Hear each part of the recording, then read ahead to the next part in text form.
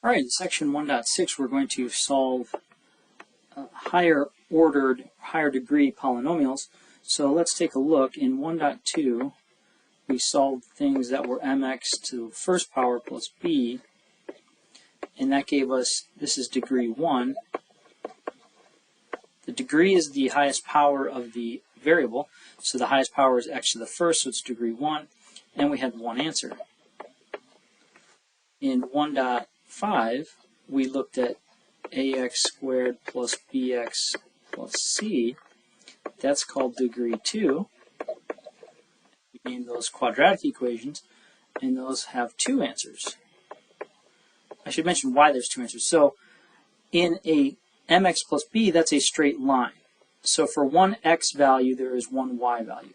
So if we have this on a Cartesian grid, whatever the x value is, let's say x is right here, that maps to exactly one y value. In a quadratic, we have, it's a U shape. So what you get is, let's say one y value is 9. Well, there's two x's that give me that. X is 3, or x is minus 3, let's say, if it's a very simple one. So you have two answers. In this section, we are going to look at x to the fourth. We're going to look at x to fractional powers. And so we're going to see what that does. So right away, x4, actually we're also going to cover x3, so we have x3 also. So in these, you could have 3 answers for x3, and you could have 4 answers for x4. And then fractional powers, we'll see how that works because it's a little different. That's kind of where we're headed. So if we look at the first problem in section 1.6, we have the highest power is 3, so this would be degree 3,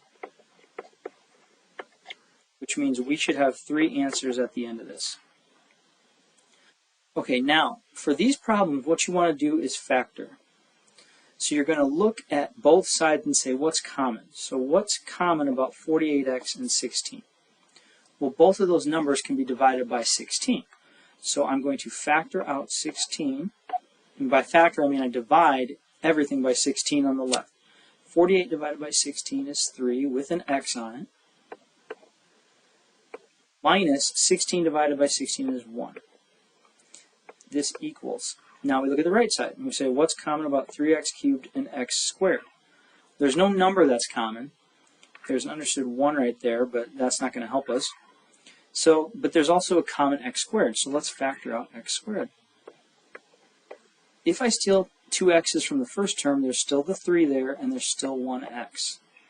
If I steal x squared from the second term, there's still that minus 1 there. Okay, and this is a good thing. Whenever we get this and this to match, in algebra it says if you have two things on the same thing on each side of the equal sign, they can cancel each other. But before we do that, we're going to use what's called the zero product principle. The zero product principle says if you have two things that are common, first, especially if they have a variable in them, set the common term equal to 0. So set the common term equal to 0. And here's the reasoning. If 3x minus 1, if this whole bubble becomes 0, then 0 times 16 is 0. Also on the right, if 3x minus 1, because they're the same, if the left side 1 became 0, the right side 1 will become 0, and 0 times x squared is 0, and you get 0 equals 0, which is true. So that works. That's a case where that's one of the solutions. So we're going to set 3x minus 1 equal to 0. And we can solve this all the way back to one of our first lectures. Add 1 to both sides and get 3x equals 1. To get rid of that 3 in front, it's being multiplied into the x, so now we divide to get rid of it. And one answer is x equals 1/3. We can record that down here. That's one of the answers. Now we need 3, so we need 2 more. Okay, so once I find that answer, the number that makes this common term go to 0. Now I can say what I said before. Because this is multiplication and they're the same term, you can cancel them. And now we just have to solve what's left. So what's left in this equation is 16 equals x squared.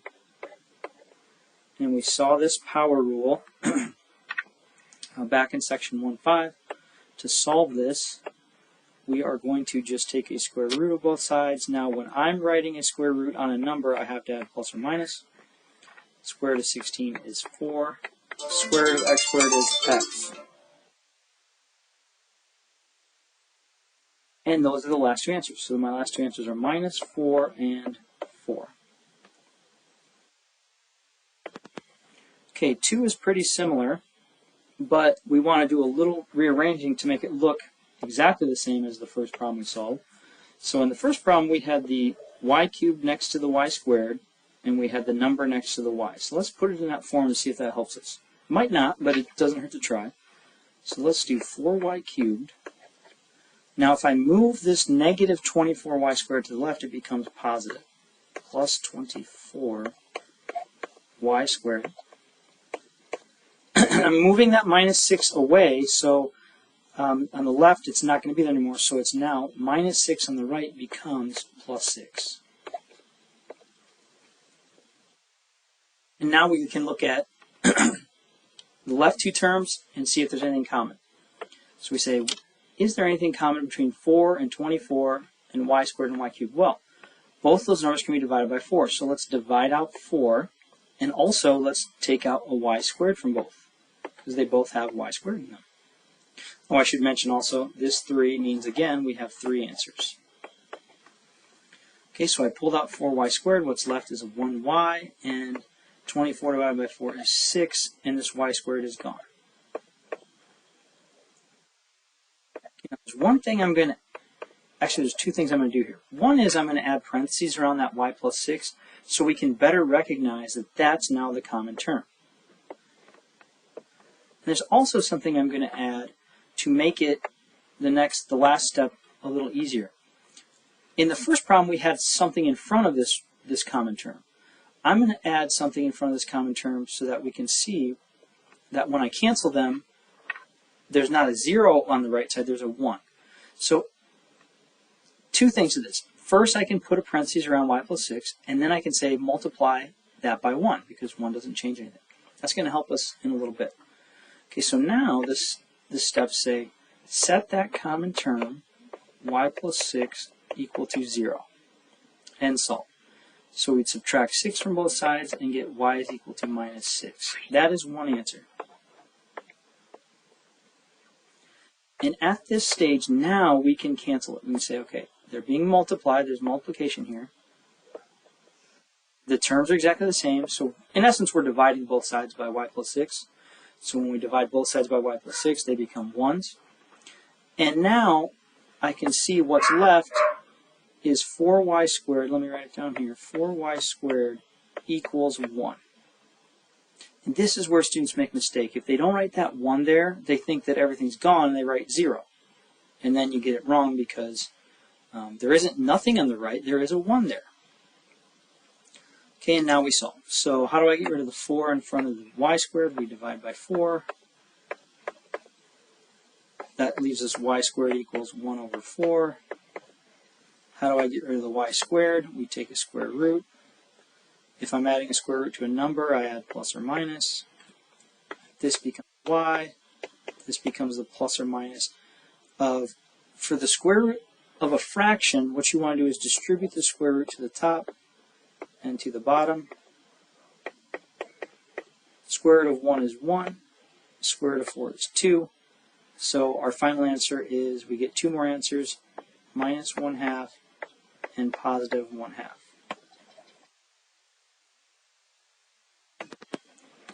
Okay, for 3, we have what's called a radical equation, which is something underneath a square root symbol.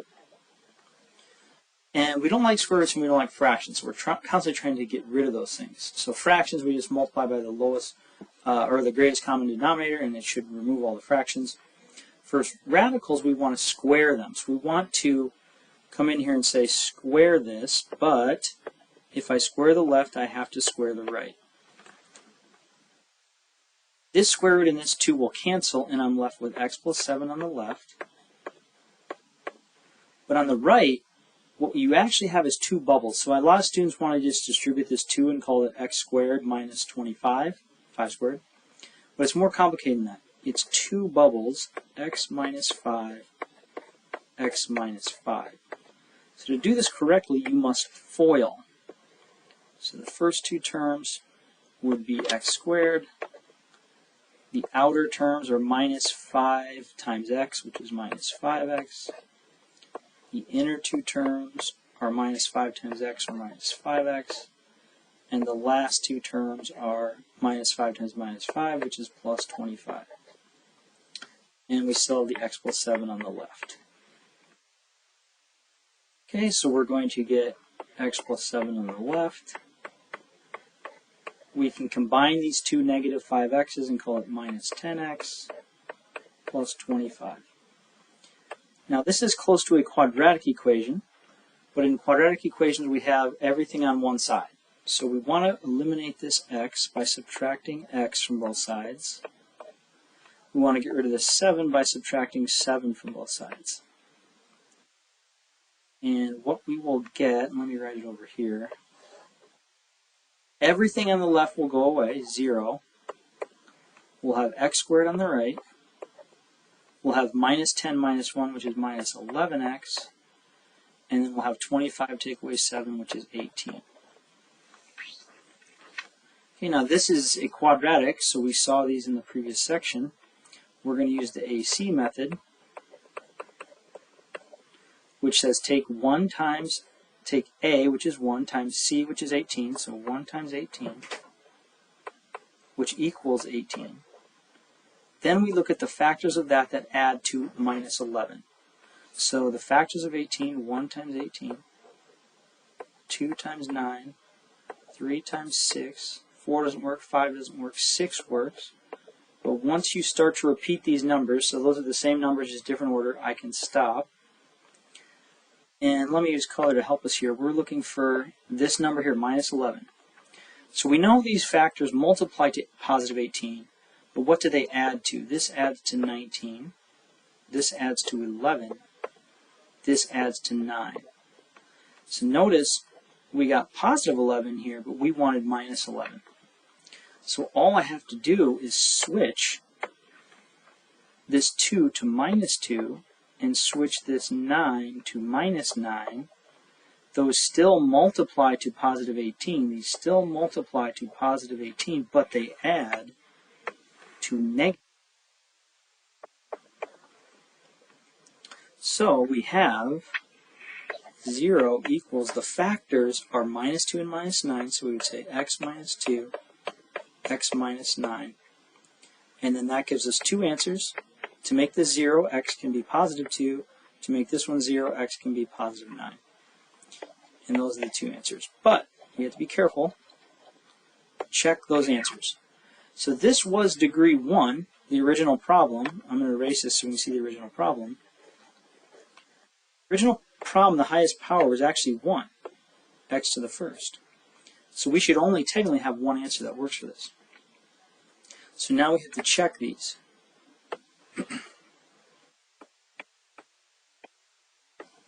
So let's check x equal 2. Everywhere I have an x in the original problem, I replace it with 2. So we have 2 plus 7 equals 2 minus 5. This is the square root of 9 equals negative 3. This is 3 equals negative 3. So this one is false. 3 is not the same as negative 3, so 2 is not going to work. So you're not going to want to write that 2 in your answer. Just to make sure, for completeness sake, let's try 9. This would be the square root of 9 plus 7 equals 9 minus 5. Square root of 16 equals 4. 4 equals 4. This is true. So that one works. So you're going to want to check those before you just blindly plug in the answer. Okay, 4 is pretty much the exact same problem. We have to just come in here and square both sides. So on the left we get 3x plus 28 On the right, we get two bubbles, x plus 8, x plus 8. And I won't show these FOIL steps every time. I'll eventually just kind of say, okay, by this point you should be able to do this, but I'll show it again. So we need to FOIL this, so the first two terms would be x squared. The outer term would be x times 8 is plus 8x. The inner term is plus 8 times x, which is plus 8x. And the last term is 8 times 8, or 64. And on the right, we still have the 3x plus 28. Okay, so we're going to get 3x plus 28 equals x squared plus 16x plus 64. Just like before, we're going to subtract 3x. Now make sure you line this up. So I had a student in my face-to-face class that wanted to subtract the 3x from the x squared. So x's go with x's, numbers go with numbers, line them up. Minus 28 here, minus 28 here. And you're going to get 0 here. X squared plus 13x plus 36. On there. So AC method would tell us take the 1 times 36, or look at the factors of 36 that are going to add to 13. So we have 1 and 36, 2 and 18, 3 and 12, 4 and 9, 5 doesn't work, 6 and 6, 7 does not work, 8 does not work, 9 and 4. But again, once I repeated, so I repeated the 4 and 9, I can stop. And let's use color to help us here. We're looking for 13. These add to 37, these add to 20, these add to 15, these add to 13. So there it is. That's the winner. 4 and 9. So we get 0 equals x plus 4, x plus 9. That gives us the answer of if x is negative 4, notice it's always the opposite, or if x is minus 9, those would become 0.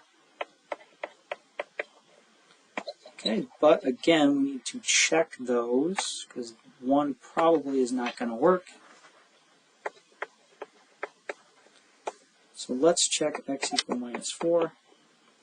We're going to get the square root of 3 times minus 4, which is minus 12, plus 28, equals minus 4 plus 8. Let me erase that so you can see I'm plugging it into the original equation before we squared it. And we're going to get the square root of 16 equals 4. That's 4 equals 4. That's true. So minus 4 worked, which means minus 9 might be suspect. We plug it in. Minus 9 times 3 is minus 27. Minus 9 plus 8. Okay, minus 27 plus 28 is square root of 1. And 8 take away 9 is minus 1, so you get 1 equal minus 1, which is false. So minus 9 is not going to work. Okay, in 5 and 6, we're going to have what's called fractional powers. So if you have x raised to some m over n equals some number k, you have to look at two things. You have to say if m is even or if m is odd. If m is even, the solution is x is equal to plus or minus k raised to the n over m. And if it's odd, x is equal to just k raised to the n over m. So notice that the power, the fractional power, flips. So if it's m on top of n, then when I rearrange it, I get just x by itself with no power. Then the number gets the power n over m. So you'll catch on once I show you this with numbers. Now if m is even, so like that's where we have the square root. The square root of something is really x to the 1/2. So we have, or excuse me, when we have x squared, that's x to the 2 over 1, m is even, so when we take the square root, I always say add plus or minus. This is really where this comes from. So x squared is really just a subset of this possibility of a fractional power. In that case, x squared is just 2 over 1. And so we add the plus or minus. If that m is odd, though, we had talked about how odd numbers, you don't get the double negative cancellation, so you don't need negative numbers to be considered there. Okay, so we look at this problem, and the first thing we look at is, what is the top number? Is it odd or even? The top number is a 3. That is odd. So we're going to be using the second case. So we're going to have, and the way this works is, maybe I should write that over here. If I have x with anything in a bubble, m over n equals k, then my answers are just the same. X plus whatever equals plus or minus k to the n over m. So it doesn't matter if I have the parentheses, the answers are still the same. I just flip the power. So this problem, I'm going to just get rid of that power, 3/2, and be left with x minus 5. But now the 64 is raised to the flip of that power, 2/3. So notice 3/2 becomes 2/3. And I did not need the plus or minus because m was odd, so my answer is the right side. There's no plus or minus. The way you do this is, you can type it in your calculator. That's probably the easiest way. The way you type this in your calculator is you type 64, the power symbol, which is usually an up arrow. You need parentheses for this, 2, division symbol, 3, parentheses, enter, and it should spit out 16. Now there's another way to get there. What you can do is you can say, this is the cube root of 64 squared. Well, the cube root of 64 is 4, and when you square it, you get 16. So this becomes x minus 5 equals 16. Now we just have to add 5 to both sides. X is 21. So if you plug 21 in there, you will get 16 to the 3/2, which would be 16 raised to the 1/2 power, which is 4. 4 cubed is 64. So you'll get 64 equals 64. Okay, 6 is the same type of problem, so we'll leave the equations up here. But it just takes a little massaging because you have to have it as x to a power equals just one number. Right now we've got a number times x minus a number equals 0. So the first thing we're going to do is add 24 to both sides and get 8x to the 7/5 equals 24. Then we don't want that 8 in front either, so we're going to divide both sides by 8 and get x to the 7/5 equals 3. And now we're in that form. So now we look at the top number here. This is again odd. And if it's odd, we're going to use this one. So there's no plus or minus. So to solve for x, we just have to write x equals 3, but it's 3 raised to the reciprocal of that power, 5/7. Okay, now the only issue with this one is if you type that in your calculator, you're going to get a decimal, and they don't want that. So what you have to type is, this is really x is equal to the 7th root of 3 to the 5th. Actually, we should make sure we identify that. When you have x equal some number k raised to the n over m, the n stays with the k. So it's k to the n. And the m comes out in front of the root. Oh, not 3. I mean, it would be 3 if m was 3, but let's write it generally. The m will come out front here. So if I've got 3 to the 5/7, the 5 stays with the 3, so it's 3 to the 5th. The 7 will come out in front of the root. And now you just have to type 3 to the 5th in your calculator, and it will be 243. And so that's the solution.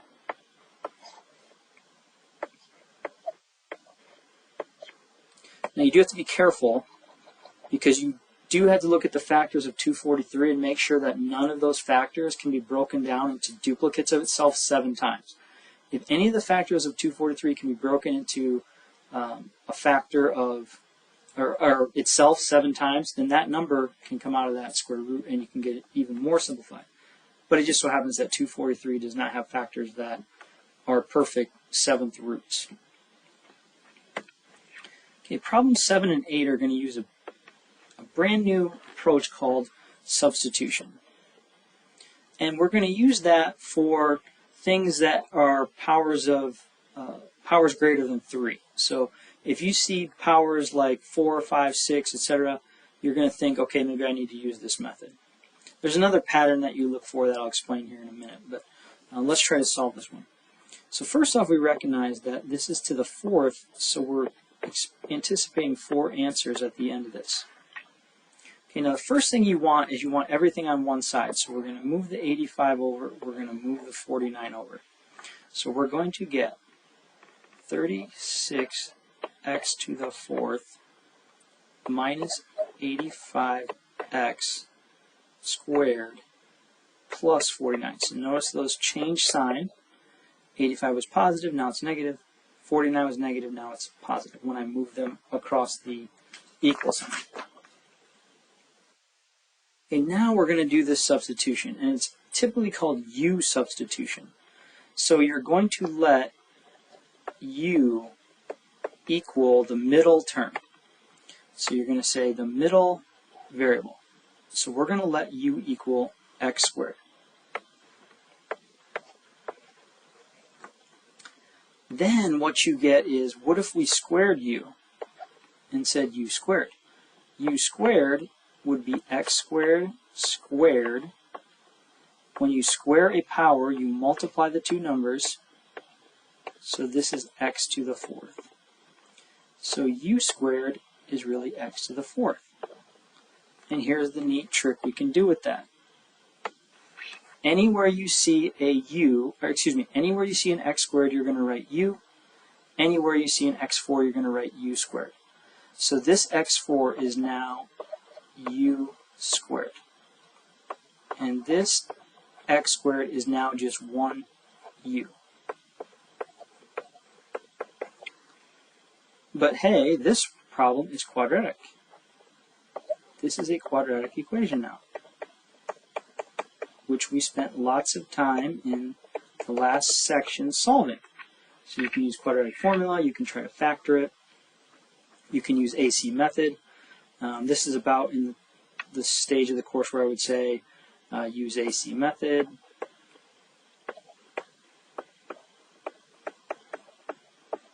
To get the following. So this will factor into 36u minus 49 and u minus 1.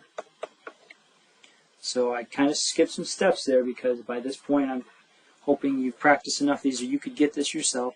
So you use the AC method that I showed you to factor that. The factors of 36 and 49 that add up to 85. They are 49 and 36. Those two numbers will add up to 85. And so now we're solving this. So we say, okay, we have to set this bubble equal to 0 and this bubble equal to 0. So let's do that over here. We're going to get 36u minus 49 equal to 0. Add 49 to both sides. Divide both sides by 36. Okay, so that's the solution for that. Then u minus 1, a lot easier. We're going to say u minus 1 equals 0. Add 1 to both sides, u equals 1. Now those are two answers. We want 4. We have to remember what u is. U is really x squared. So now we substitute that back in. X squared is equal to 49 over 36. And x squared is equal to 1. How do we solve this? Well, it's an even power, so we have to put the square root of this with a plus or minus. It's an even power, so we have to take the square root of this, but we have to add a plus or minus. So we get x equals plus or minus with a fraction, you can distribute the square root to the top and bottom. 49 square root of 36. This equals plus or minus square root of 49 is 7. Square root of 36 is 6. This one's easier. You would just get x equals plus or minus the square root of 1 is 1. And those are our four answers. So we have minus 7, 6, positive 7, 6, minus 1, positive 1. And those are all four. Okay? Okay, this next one is also a u-substitution. And to see it, we're going to identify when would you use u-substitution. So we just did one where we had the first term was x4 and the second term was x squared, and then you had some number. In this one, we have x1 and we have x to the 1/2 and we have some number. So what you have to notice is that the middle term, the power, is exactly half of the leading term. So half of 4 is 2. Half of 1 is 1/2. So anytime you have powers like that, 6, x3, and a number, you're going to use u-substitution. If you had x8, x4, and c, you're going to use u-substitution. So anytime this pattern is upheld, the middle term is half of the leading term, think u-substitution. And the way you do it is you always let u equal the middle variable. So we're going to have it be square root of x. And therefore, when I square u, I get the square root of x squared, which is just x. And now we can do our replacement. So anywhere we see an x, we're going to write u squared. So that first x becomes u squared. Then we have minus 19. Square root of x is really u plus 90 equals 0. This one factors pretty nicely. It's the factors of 90 that add up to minus 19. So if you take minus 9 and minus 10, those two numbers multiply to positive 90 and they add up to minus 19. This gives us two answers. When u is positive 9 and when u is positive 10, that will make those two zeros.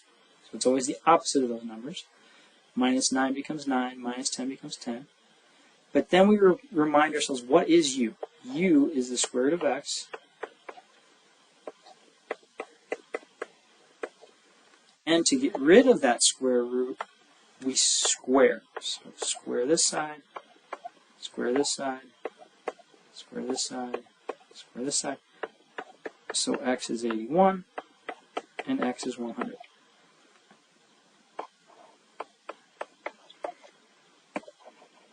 Because you're dealing with square roots, you might want to check it, but I will say if you check both those numbers, they both will work in this problem. Okay, in the next two problems, they're called absolute value equations. Absolute value is these vertical lines here.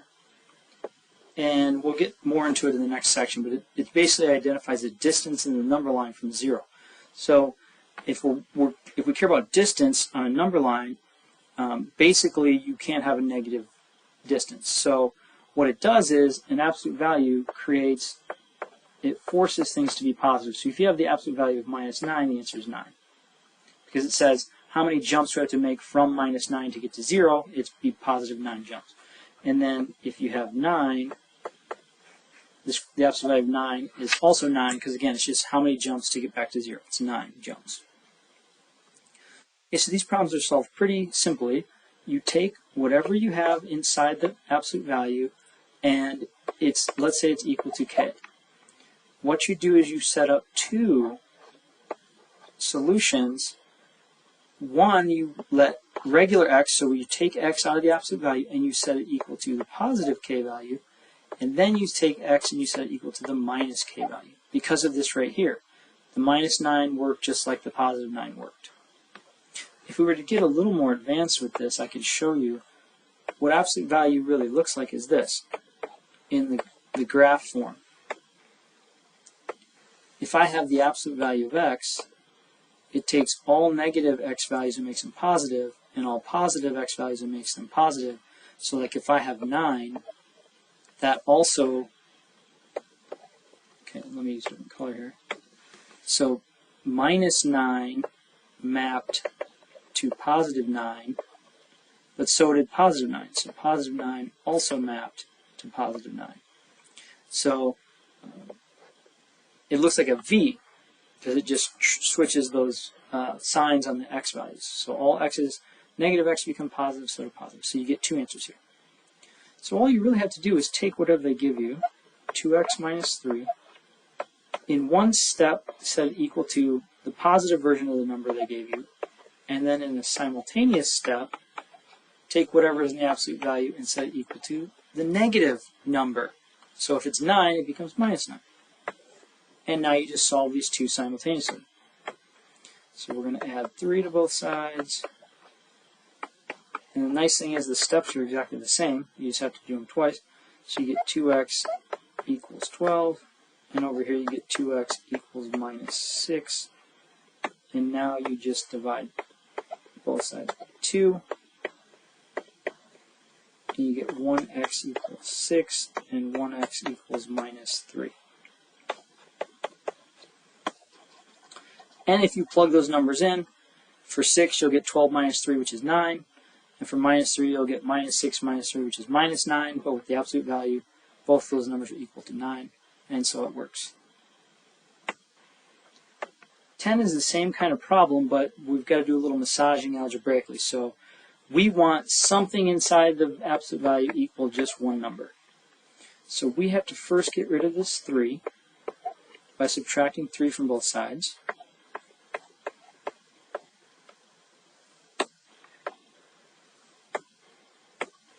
So x equals 16 now, and we got to get rid of that 4. So we're going to divide both sides by 4 because this is really multiplication here. And we're left with absolute value of 7x equals 4. Now we have it in the form we like. Something inside an absolute value equals one number. And just like before, we're going to set up two equations. 7x equals 4 and 7x equals minus 4. Both have just one step each. Divide both sides by 7. And get x equals 4 over 7, and x equals minus 4 over, there shouldn't have been a minus 7 there. I don't know why I wrote a minus 7.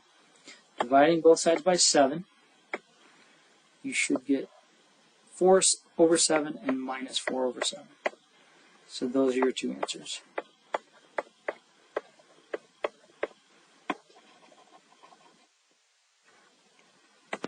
Okay, and the last two problems, they're word problems. So we have to decipher, we have to take English and transform it into math. So it says if 6 times a number. So first off, we have 6. Times is multiplication. A number, when they say a number, they mean x, is decreased by 2. So decreased by would be minus 2. The principal square root of this difference. So the square root would be square root of this difference. This difference is this subtraction.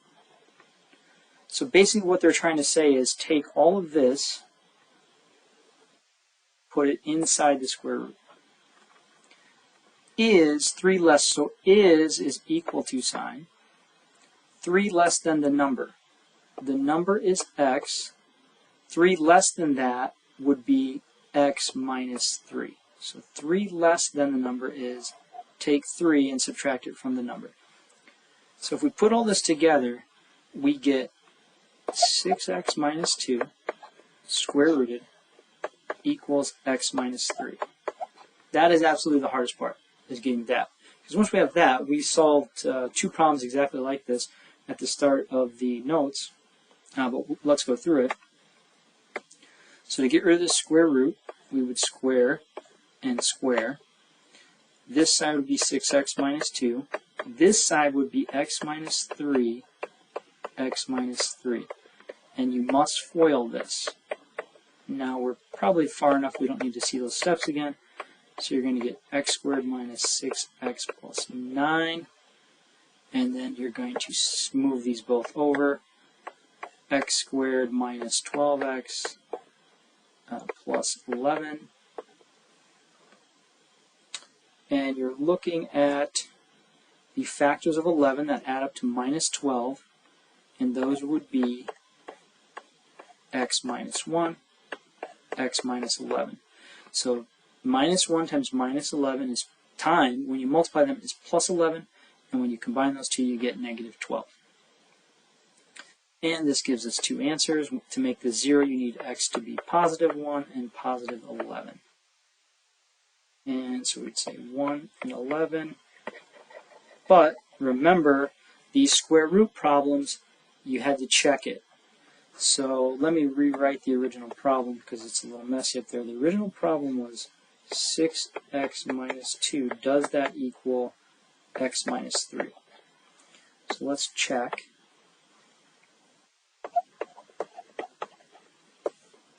Let's start with x equal 1. That should be easy.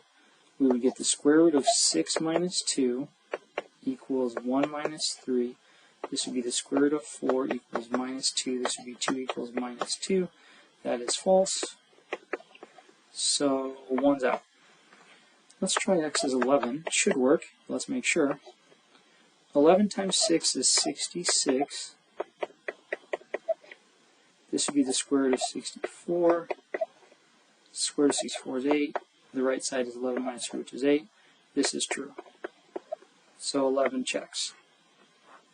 Hardest part's getting the English to the math. I understand that part. So you want to really see how I did that very carefully. And words like a number is x, and then times is multiplication, decrease is negative. Principal square root means square root symbol. So look that over. Okay, the last problem in this section is another word problem. So we've got a basketball player's hang time in the air is, when shooting a basket, the formula T, which is for hang time, is equal to the square root of the distance he jumps divided by 2. And so when a particular player dunked a basketball, his hang time for the shot was approximately 1.04 seconds. So what they gave you here is T.